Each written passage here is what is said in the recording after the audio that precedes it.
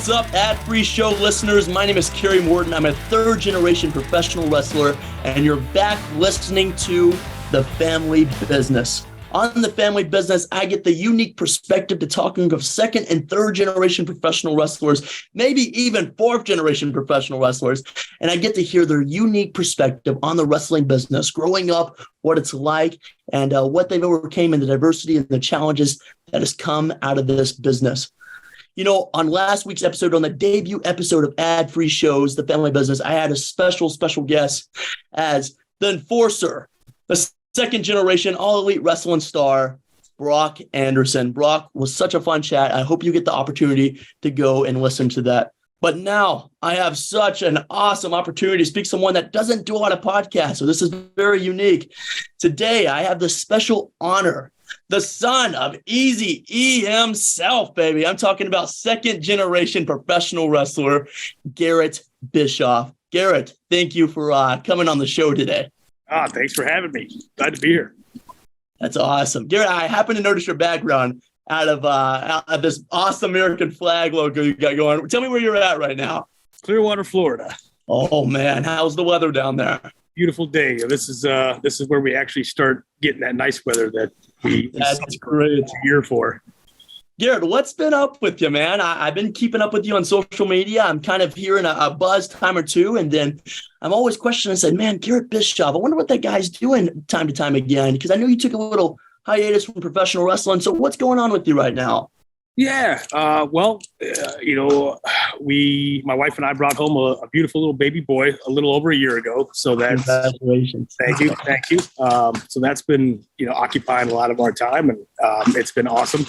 I currently work for ABC Supply Company as an outside salesman, which is a great job for me because it keeps me out on the road. It keeps me in front of people. I get to, shoot the shit with customers all day and every day. And that's what I like to do. And so that's been real good for my family and I.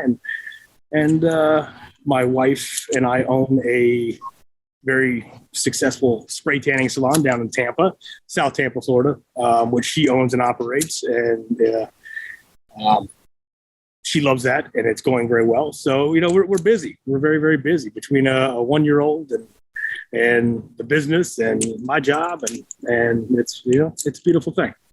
So great to hear you're staying busy. And Ad-Free Show's platform is very, very familiar with the Bischoff name. And it's really cool to hear your perspective on this channel and get to hear your perspective. And that's what we want to do today is I want to go back in time. And I'm going to talk about WCW. As you can tell, I have a little memorabilia on the wall behind me in our guest bedroom.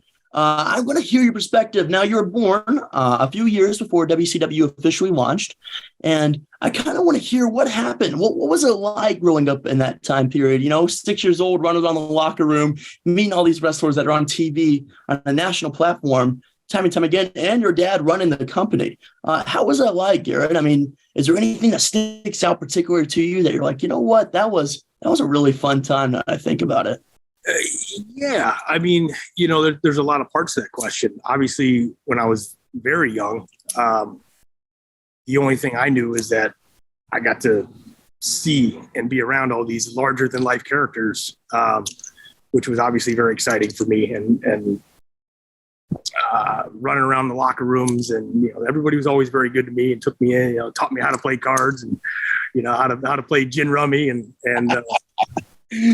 so that was a lot of fun. It wasn't until later as I grew up or even much, much later after WCW wasn't WCW anymore that looking back, I really understood what I got to experience, if that makes sense, Oh, that's awesome. What a great response.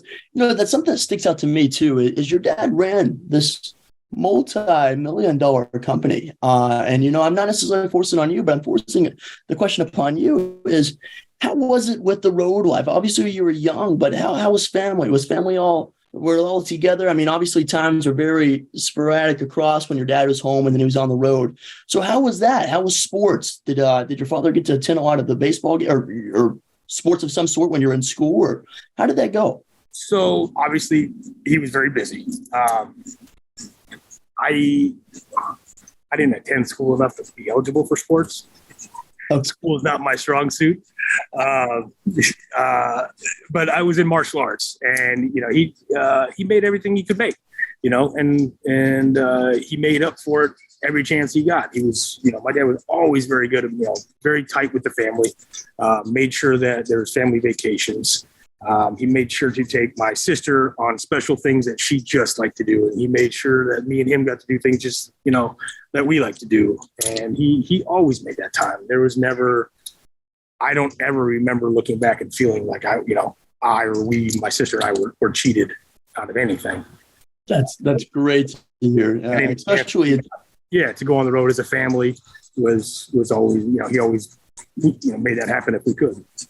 Yeah, no, that's great to hear. And especially, in that time period where the schedule was unprecedented, you didn't know necessarily what you were getting yourself into, how the bookie was keeping up with dates time and time again. I've been reading about that, of how the WCW road life is. And, I get the chance to talk to my father a lot about it too. And I was just, how did that go time and time again? You mentioned martial arts, which really stuck out to me. And I did a little research on our own. And martial arts, you were trained under Ernest the Cat Miller. Am I correct? Correct. Yep, How was that? I met Ernest this past weekend. I was in Rome, Georgia at an independent wrestling show called Superstar Fan Fest. And we talked the shit and had a hell of a time. And he kept on picking on me. I like you, kid. You're funny. I like you, kid. And he watched me perform that night. He said I really stuck out to him. So I really enjoyed my conversation with him. So I'm just saying, how did learning martial arts under Ernest the Cat Miller, that's someone that I'm starting to become more and more familiar with time and time again as I'm traveling to all these independent shows or with the National Wrestling Alliance. I'm really busy, and that includes a lot of plane rides that I'm just finding myself trying to look for something to do other than read a book or do my homework for college. I'm doing, I'm watching wrestling, and Ernest Cat Miller is someone that's been sticking out to me recently. I feel like it's underappreciated in the wrestling society. So how was that kind of learning the roots under him? It was awesome. Mr. Miller was, still is in a lot of ways. I mean, he's a mentor. When I started training with him, he had no ambitions of being in the professional wrestling business.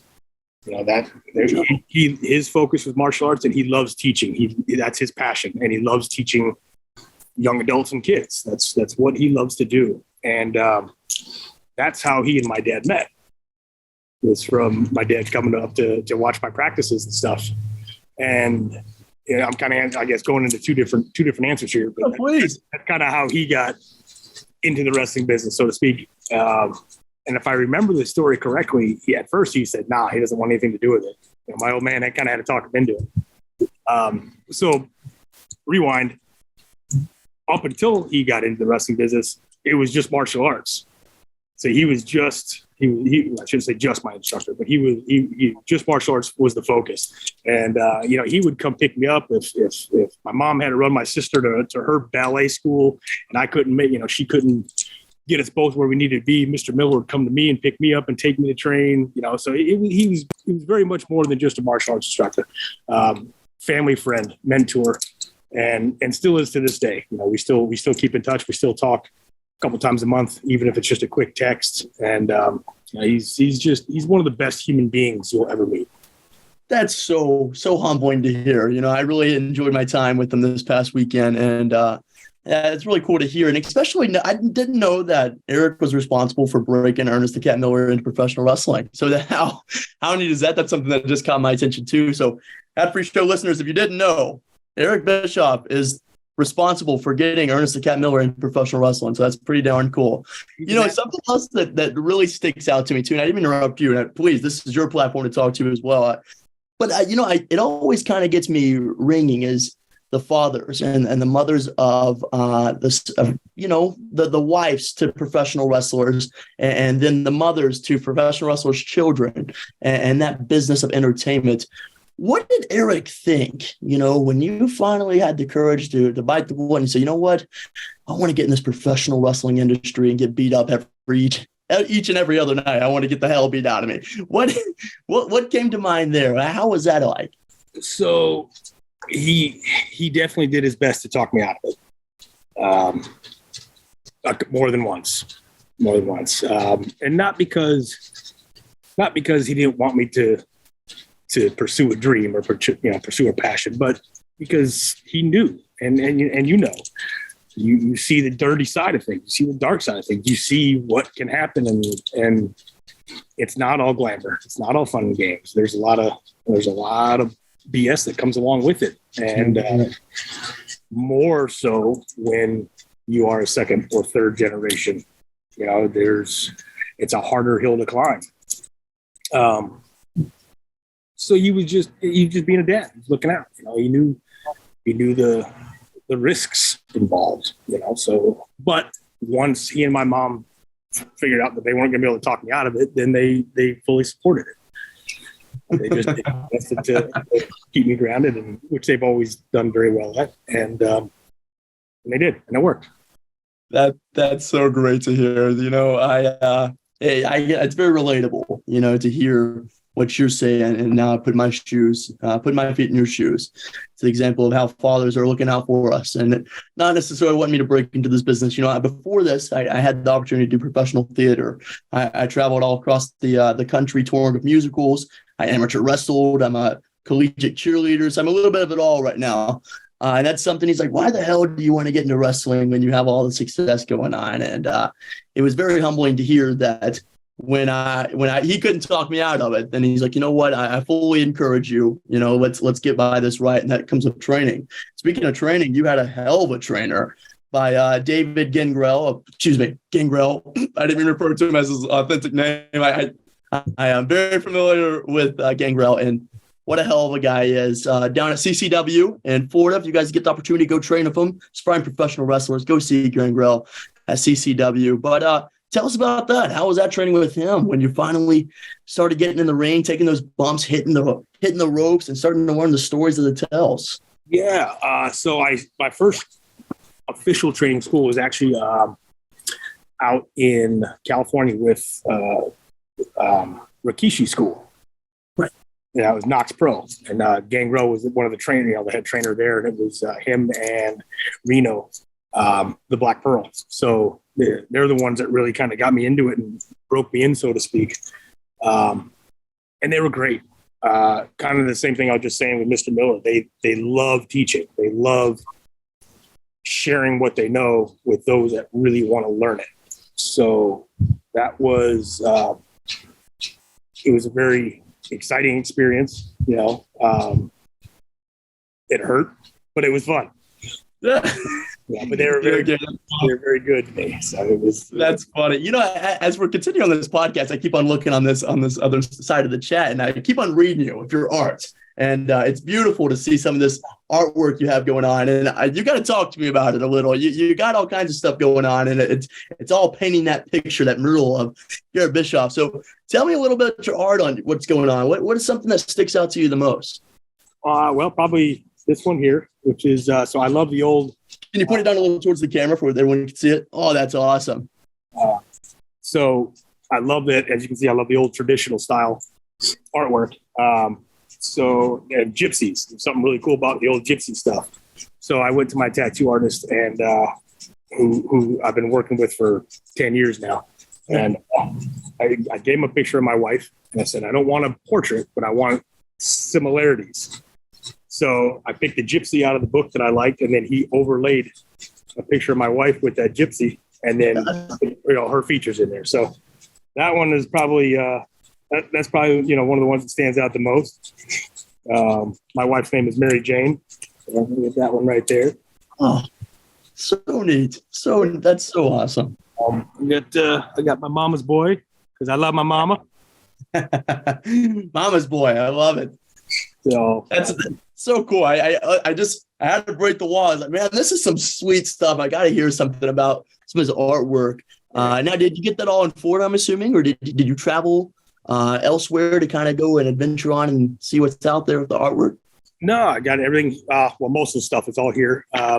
Jordan Rubin is my tattoo artist. He owns a shop called Mom's Tattoos in Dunedin, Florida here. So he's the one that I trust to just sit down and go. That's cool. I'm going to skip a little ahead of time from the WCW time period of wrestling and breaking in, and I'm going to go back to the TNA days of now known as Impact Wrestling, but I'm going back to November 7th, 2010, when Garett Bischoff was debuted as a ref for the Jeff Hardy versus Matt Morgan match using the name of Jackson James. They decided to bring you under a different name and kind of build on from there to see where your character is going in professional wrestling. How was that like? What were the nerves? What were the feelings going into a pay-per-view match of some sort? And you're refereeing for a huge audience at the time, as I can remember. What was your emotions going into this? Nervous, scared, excited. So yeah, I came in there as Jackson James for a number of reasons. One, and the main one was, and I'm sure you've heard this, and I don't know if you haven't, but I wanted at least a small chance of getting to know the boys before I got judged for being Bischoff's kid. So for the first month or so, even nobody knew who I was. I went by Jackson, even in the locker rooms, in catering. If Dad and I were sitting next to each other, we didn't acknowledge each other. I was just a rookie referee. The only people that knew were Brian and Laura Hebner, and they were kind of taking me under their wing to teach me the referee side of things. So that was important to me. I wanted at least a fighting chance to get to know a couple of the guys and start forming some relationships before they found out who I was. Wow. So let me ask you, you said about a month's time, which is quite a while until people started realizing what was the thing that people started adding up that you're like, you know what, this guy, I can see the correlation. How did that go about? Do you remember? There was no specific incidents. There was a number of people, Sting was there, Shannon Moore was there. There was a few others that were there that knew me when I was younger and started to recognize me a little bit. And then as I got more and more comfortable with a few people, I'd say, hey, just FYI, this is what's up. But it was not a disrespect thing by any means. I just wanted that, like I said, that chance. And it worked. I was able to gain the respect. They knew that I was there they saw me putting in the work and doing what you do. Sit back, shut up, listen, learn, and which leads to the referee side of things. It was a very unique way to get a different perspective of what goes on in a ring during a match on TV when there's time cues, there's things that need to happen at very specific times. And it was a different type of education that was really cool. Wow, that's something I was unaware of. As breaking into the business that you breaking into the family business, quote unquote, the head of the show is you didn't necessarily want to be known as Eric's son, and you want to be known as your own guy, and that's inspiring to hear. That's something that really stuck out to me out of this whole thing we talked about right now, of reading you and going on from your story about that, Garrett, that you wanted to make a name for yourself outside of the last name that was already given to you. And that's really neat to hear. I kind of want to go a little forward too, of then the first official match for TNA. And with Garett Bischoff, and no longer known as Jackson James, if I'm not mistaken. And that was on November 10th of 2011 on Impact Wrestling Gunner.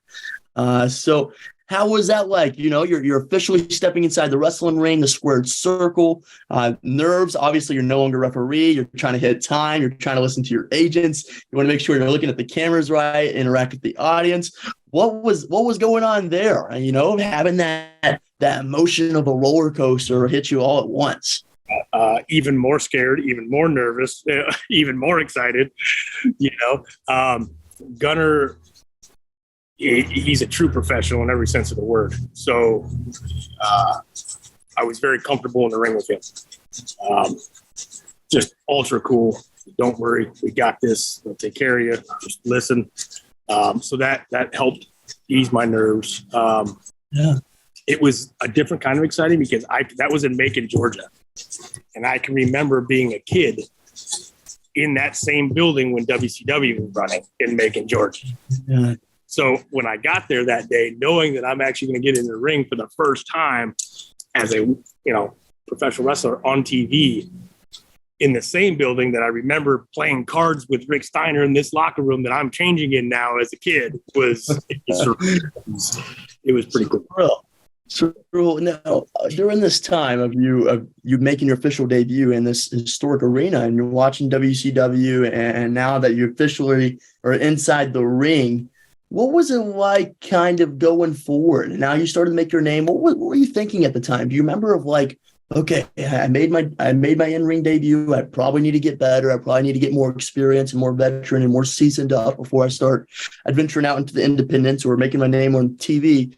So what was the goal for you then? Did you have anything kind of set out in stone that you're like, you know what, I need to break that shadow. I need to break that barrier and become my own person in this business? And what was going through your mind there? Did you have anything kind of set in stone that you wanted to knock out of the way quickly?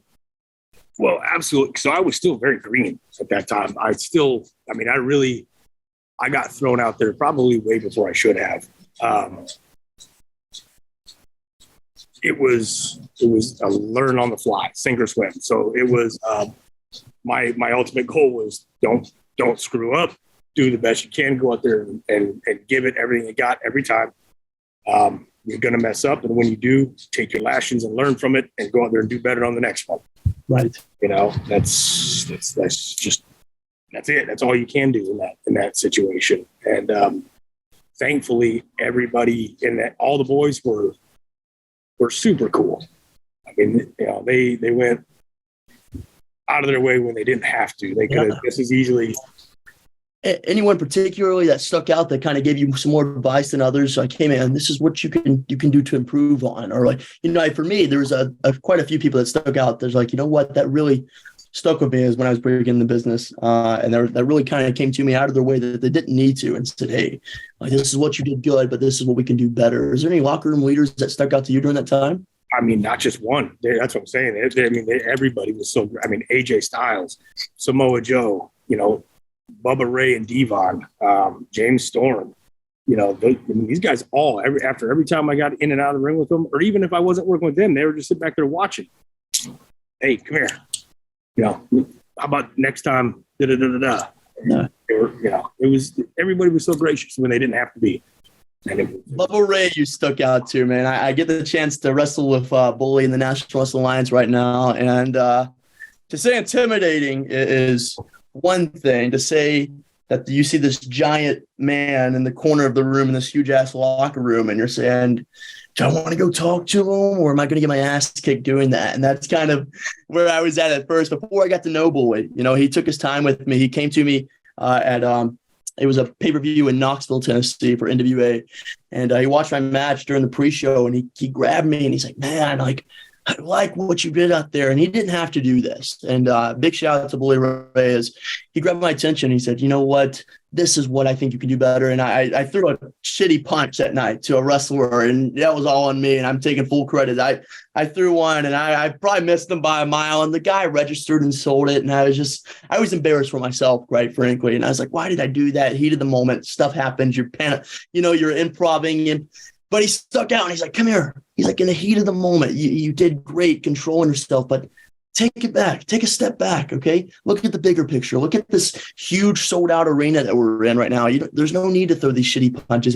Don't even throw a punch. And that's kind of the ego of me being a babyface in professional wrestling, is trying not to throw a punch to get myself over, or trying to throw chops to get myself over necessarily and get those cheap quote-unquote pops. So it's interesting to hear that perspective of he's one of the guys that stuck out to you. And, speaking of Bully Ray, I want to go on a little bit more to Aces and Eights, one of the biggest factions in Impact Wrestling history, I would say. And you were a huge, huge player in that. So what was it like coming up with the ideas of Aces and Eights? I don't think it's talked about enough in the wrestling business of current day. It was so much fun. I mean, there's fun things about working babyface. There's fun things about working heel, but one of the luxuries you get to be, that you have working that heel side is you get to exaggerate a little bit more. You get to have a little bit more fun. You get to push the limits a little bit more. And it was hot. People reacted. At the time it was, Sons of Anarchy was real hot. And that's kind of where that idea was mimicked from. nobody had seen anything quite that raw since the NWO. That raw behind the scenes, kind of nitty grittiness. It had been a while since it had been seen. As you know, too, one of the things, it's like stuff gets so overplayed, overused, you kind of get the audience gets numb to it. So that was something fresh. I think it's one of the reasons why people liked it so much. Did you realize how kind of cool this was during it, of like the inspiration of Sons of Anarchy, and you guys got this biker look and you're some badasses that are just come across the screen? Mind you, I'm a little boy sitting in the living room of our house playing with my action figures, watching Impact Wrestling, and I'm seeing these guys and I'm seeing you all got the tans going on, and you got these tattoos and you're jacked and pumped and throwing people through tables. And I'm just thinking at the time, like, these guys were scary. What did you guys realize, like, what you were doing at the time would make an impact in wrestling years later? I don't. These days, it's roll the dice. I think everybody hoped it would. There's no for sure's, obviously. Yeah. But once, I think 6-7 months into it, everybody knew it was really taking off, and you could feel, you could feel the heat. You could feel it building. Yes. You could start to feel the difference between heat and real heat. People legitimately being pissed off at you, not just booing you because they're supposed to, but they were legitimate pissed. That's awesome. In a ring, and they start throwing. You hadn't seen that in a long time. When's the last time you saw something like that? That's what I was about to get to, is you guys were doing stuff that you don't see often, with the cinematic films behind the scenes and creating entertainment. That's what I should say. You guys created a different perspective of professional wrestling entertainment, and that was genuine. That's something you don't see often, and especially during that time of 2012, 2011, leading to 2013, is you didn't see a lot of that. You were kind of, wrestling was quote unquote on the low end perspective. You had your company such as WWE, and then you had New Japan Pro Wrestling that was starting to come over streaming to the United States, but it wasn't really often. And then you had Impact Wrestling, and that was the dogs there. So it's kind of cool to hear that, like, you guys were on top of the game for a while, and you impacted people such as me that now breaking in this business and think about stuff like that and thinking, if I could ever do that in today's time, just a different verse and take stuff away and bring things to the table. It was really, really humbling, and it's cool to get to talk and hear your perspective about that. It was a lot of fun. I really enjoyed the time. Fortunate to be a part of it. Really enjoyed the time we had to do it. Now, what was it like, kind of getting thrown into this group as well, but what was it like with your dad here and with you too? And was he giving you advice on how to portray Garett Bischoff, or was it kind of all you? Was it where anyone giving you advice like, hey man, I think you should do this, that would stand out more? Or was it kind of ideally just, I'm going to go off this and just be myself and just trying to be, what I think I would do on this platform? So, my dad, if you ask him, he'll always tell you this. And it wasn't just me, it's with anybody. The characters that are believable are not ones that necessarily are made up and they try to be a different person out there. It's the ones that they are who they are, just amplified, if that makes sense. So he would always just tell me, just be you. Be relaxed, be you, just turn it up. Just crank it up. So that's what I did. And that was a role that I was very comfortable in. Yeah. It's kind of, I grew up on motorcycles. I've been riding a Harley since I was 16. I still do to this day. So I was about to talk about that. What I'm going to lead in right into the next question. The Harley Davidson, I could see that you're really, really inspired, and you have a ton of cool ass bikes. What is that something that you're still doing in today's time? You still working on your bikes? You still kind of going out to these bike conventions time and time again? What's going on with that now? How is that kind of, as you kind of were starting to dive out of professional wrestling and you're trying to figure out what's life outside of wrestling? I think that's when you started to figure out who Garett Bischoff is outside of wrestling, and that was with bikes and your clothing brand. So you had a clothing brand, if I'm not mistaken. Yeah, for about half a cup of coffee. Right, but it was cool. I still saw the merchandise, and it was genuine. Please plug it by all means when you had it at the time, but it was a really cool brand. What did it start to be like after that, when wrestling started to fold out? Yeah, when I realized that my time was probably coming up pretty quick. When my last contract ended at TNA, those that were in charge at the time weren't fans, I guess. We'll just leave it at that. And they basically let me sit home and ride the last year out. And so I knew that there was no going back, at least then. I was 30 years old when that happened. My wife and I were starting to talk about having kids and starting a family, and I made the decision. It was either kind of start back over and attempt and hope maybe that I could get into, the big dogs, go through developmental again and see what happens, or just say, you know what, grateful for the time I had. It's time to look at a different path. Kind of ease out with your last match. Certainty to it for my family. Oh, I understand where you're coming from. I do. I'm 21, so I haven't thought life outside of wrestling, as I've obviously just grown up. Everything that I did led to where I am now, doing professional theater, doing acting, doing collegiate cheerleading, being an amateur wrestling state champion, playing football. It all led into wanting to do what I'm doing now, and that's performing, being a professional wrestler. And so I haven't ever thought about that question deeply. And, I don't want to give myself time to think about that question because I'm still, I'm that young, scrappy, and hungry kind of character that just wants to keep on going and keep on trying to make a name for myself and prove these doubters wrong, which, the benefit of the doubt is I'm just trying to prove myself wrong, just trying to prove myself that I keep on believing in Gary. And so it's interesting to hear that leaving, as a Magnus, when you wrestled Magnus in 2013, and that was your last match in Impact Wrestling, and you knew you're going to have you didn't necessarily know you're going to have a hiatus, and you didn't know that you're just kind of waiting a little time out, sitting on that contract. So what was going through your mind?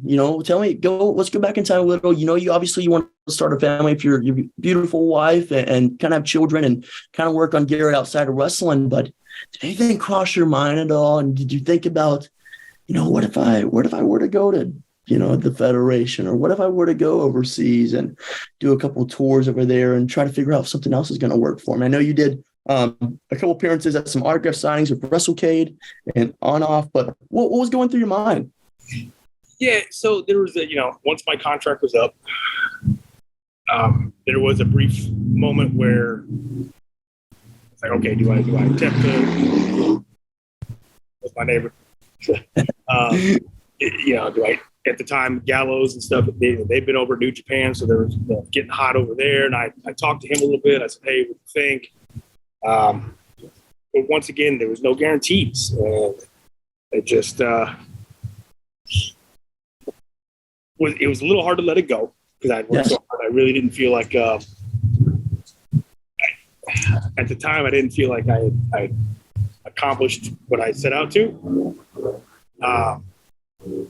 So it was a little bit of a hard pill to swallow at first, but as time went on and I found other things that I enjoyed doing and got into another career at the time I loved doing. And it revolved around another one of my passions, which is firearms.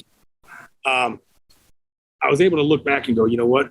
That, even though it didn't go where I thought it was going to go, led me to where I am now, which was fantastic. It was a great stepping stone. So, was it how I planned? No. Did it work out for the better? Yeah. It's I understand, and that's something I'm relatable to the aspect of.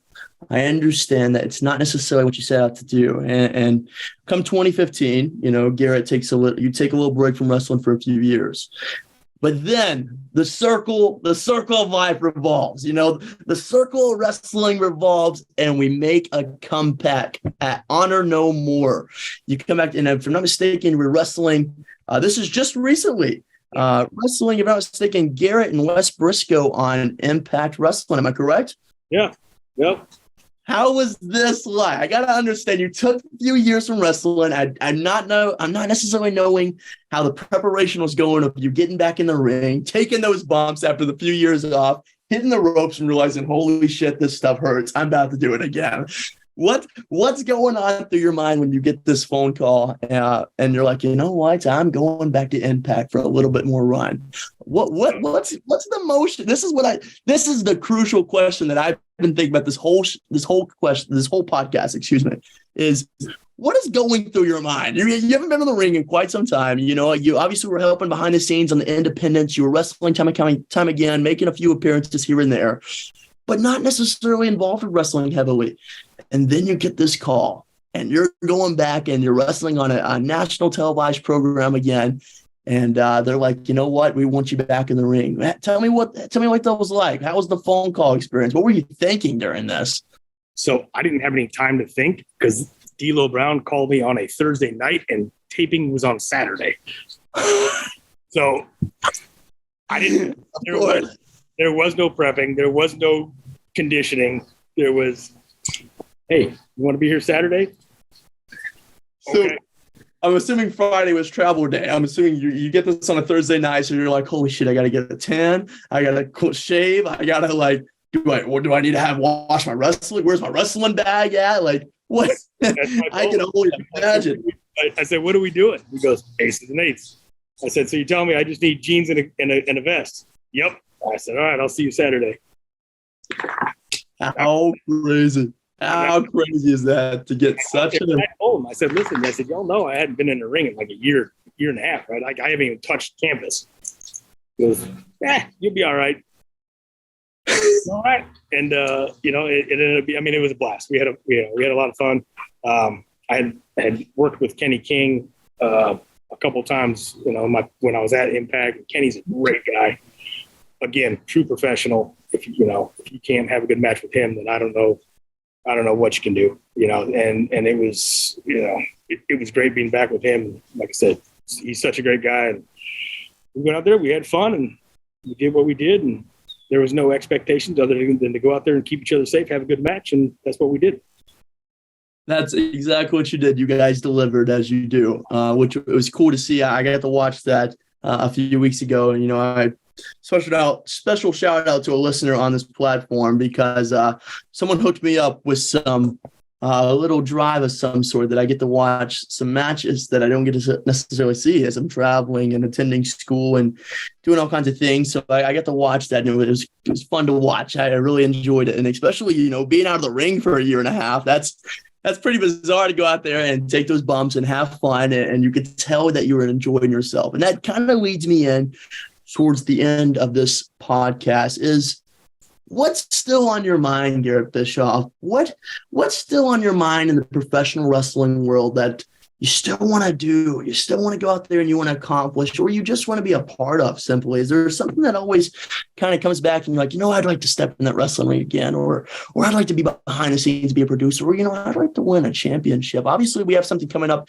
here soon, which I'll be happy to announce. But I want to hear what's next. What's next for Garett Bischoff? Because I know this is not just the end of the road of doing a few appearances on the independents and making maybe a comeback at Impact Wrestling. I know there's more. I know it deep down inside you too. You realize that there's more. So what's next? Well, it's like I always say, and I think anybody will agree with it. The wrestling business is like, it's kind of blood in, blood out. Once you're in, there is no such thing as retiring. You just take a really long break until the next, one.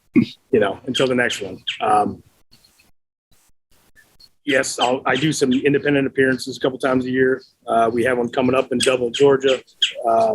That's right. Same night as NWA Hard Times. That's November 12th. Weary Auto Pro Wrestling, Dublin, Georgia. That's Saturday, November the 12th, under the special ownership. And I think I give him a plug of Doc Gallows.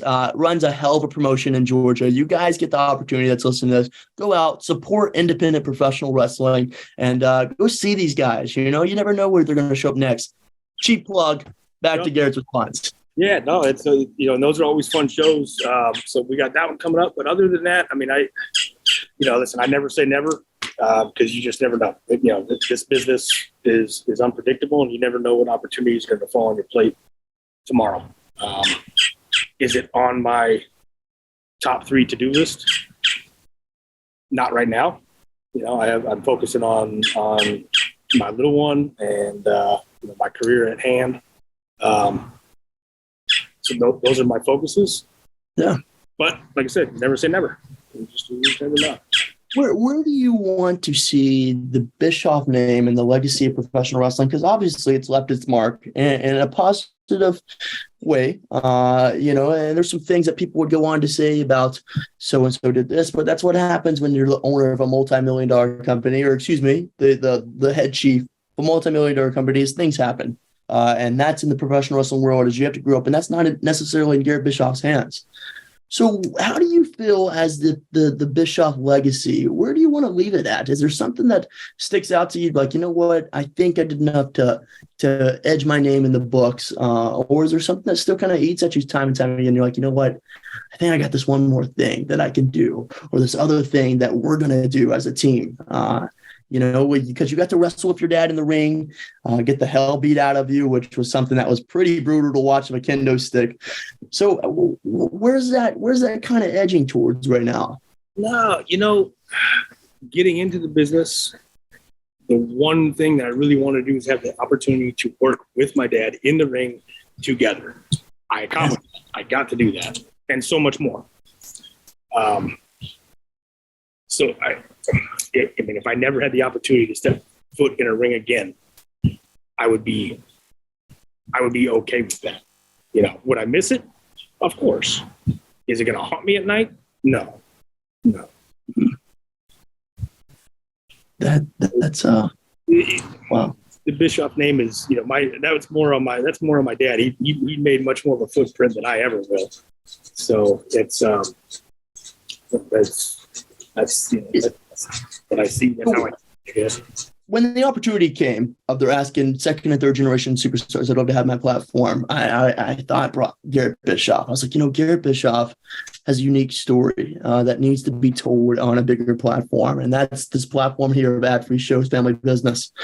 And something that kind of, I meant to ask Brock this last week, but I get to ask you this now in the second episode, is what describes Garett Bischoff in maybe 5 words or less? If someone were saying, some person were like, man, I'd like to think of Garett Bischoff in this way. What kind of sticks with you? Obviously you're a badass. You got these tattoos, you got these chains on, and and not from my perspective necessarily, because genuinely you're a sweetheart when I get to talk to you in person, but for someone that didn't necessarily know you, you're kind of intimidating figure to look at, you're a pretty badass dude to look at. So how does that kind of come across, describing Garett Bischoff in 5 words or less, or even a word of some sort? It's like, this is how I think I remembered in the professional wrestling world, or just as a human being in general. I'd like to think that people would see me as easy going, easy to talk to. I think of myself as fairly humble. I've always tried to stay that way, respectful. I like it. Try to be as friendly and nice as I can to everybody I meet until I have a reason not to be. I like it. Garrett, I wrote this down in my notebook here recently, and I just had to throw it out there that, I get the opportunity and the pleasure to be on the independent circuit, as when I'm not touring with the National Wrestling Alliance or on their station, I get the opportunity to do some independence time and time again. And I wrote down a list. This is a few months ago. I wrote down a list, and I had on that list Garett Bischoff to wrestle one day, and I want to film. So I'm not saying someone to book it, but I'm telling someone you better book it, because that's what's going to happen. I got to wrestle Garett Bischoff. It's someone I watched when I was a child in the living room playing with my action figures. So now I'm talking to you on my own podcast of the family business. So Garett, genuinely, I just want to thank you for your time, for being on the show today, taking the time out of your busy schedule, and just joining the air. And I know this for a fact, though, I got to have this match here soon, because it's going to eat me alive now that I've already set it in existence. I haven't tweeted or anything. It's on existence. It's me talking with you that I want to have a wrestling match with Garett Bischoff. So, I think we both know some people. We can probably pull some strings and make that happen. We can pull some strings. That's what I like to hear. Garett, is there anything particular you would like to plug right now? Any business things coming up? Any new projects outside of wrestling that you just want to get the word out there? You want people to invest in and see what's going on there? No, like I said, we're everybody kosher here at the Bischoff household, and business is good and life is good. We're just plugging along. That's great. Garrett, where can people find you on social media? At Garett Bischoff, 1 R, 2 T's, and that's Twitter and Instagram. Twitter and Instagram, at the Garett Bischoff, correct? Just at Garett Bischoff. Oh, at Garett Bischoff. All right, wrestling fans, you heard that. Twitter and Instagram at Garett Bischoff. Once more, Garett, genuinely, I appreciate you being on the show today. Thank you for coming onto the family business and being the second guest of this amazing platform. Next week, I think I have a really, really unique guest that we don't hear from often as well. But ladies and gentlemen, and those in between, genuinely thank you for listening to the show, and we hope you can tune in next week. You guys had a good time.